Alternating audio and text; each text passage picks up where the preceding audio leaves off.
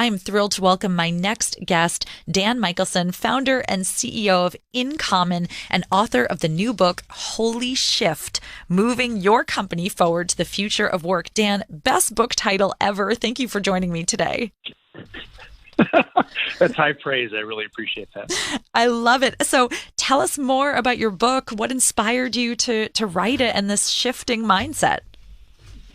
Well, I think it explains the hour that you're hosting tonight. I mean, this is a topic that affects literally every single person listening. And it's been chaotic. Everyone at every level, every organization, we're all feeling it. And the reason, let's go to the title. The reason I called the book Holy Shift is to shout out that the size and scale of this challenge is just massive.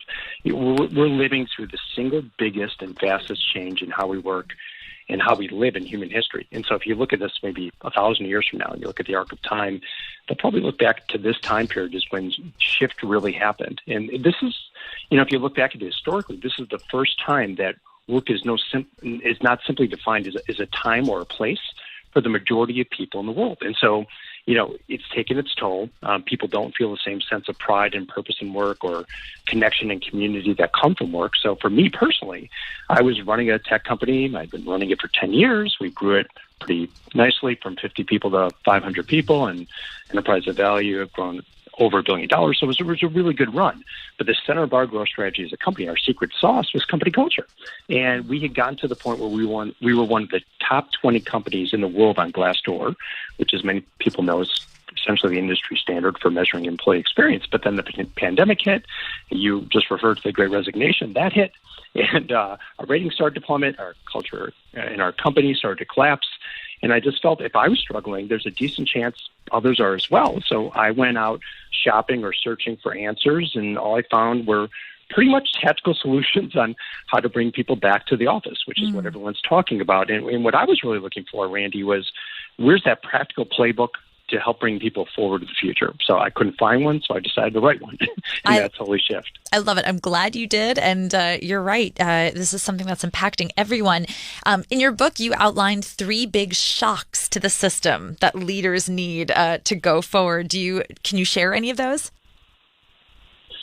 Yeah, it's really, what I was trying to do is to take a step back and say, okay, what are the 3 things thematically that matter the most that we need to understand and have some empathy around, from a leader perspective and an employee perspective, what's really changed?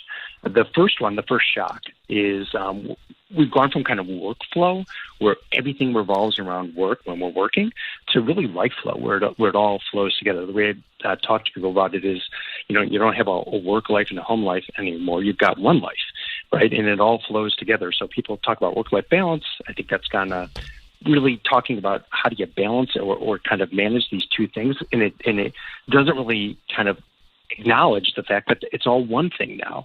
So that's the first shock, is we've gone from workflow to life flow. The second one is we've gone from, this is what we were referring to before, we've gone from factory mode where work is about a specific time and place. So think about it in terms of schoolwork. You used to go to a library and that's where you studied. My daughter just graduated from college. She did okay. She actually did really well. And I don't think she went to the library once.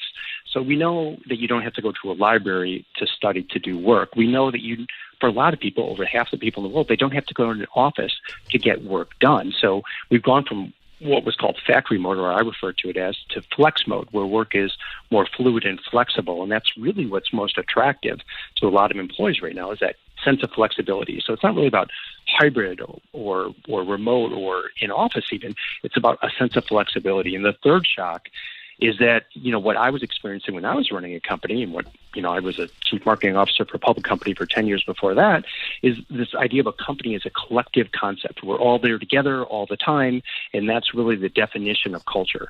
Well, we've had a major shift. There's been a shock to the system where it's really now all about individual experience. It's me and the circle of people around me. That's my reality at a company. So if I work at a company with 5,000 people, my friends with 5,000 or 500 or even 50 people, but I need to have that circle of 5 where I have trusting and not toxic relationships, and that has an enormous impact on how I feel about the collective company. So it's so fascinating, and I think will be so useful for people to think about moving forward. For anyone just joining us, I'm delighted to be joined by Dan Michelson, founder and CEO of In Common, author of the new book, Holy Shift, Moving Your Company Forward to the Future of Work. You're listening to Randi Zuckerberg Means Business here on Sirius XM 132 Business Radio. So Dan, I feel like you're the closest to having a crystal ball of anyone that I know. What are some of your thoughts or predictions for the future of work and how the next several years might look? Well, I think you probably have a lot of tech listeners, and there's a famous quote by William Gibson. I think the quote is something along the lines, "The future is here, it's just not evenly distributed."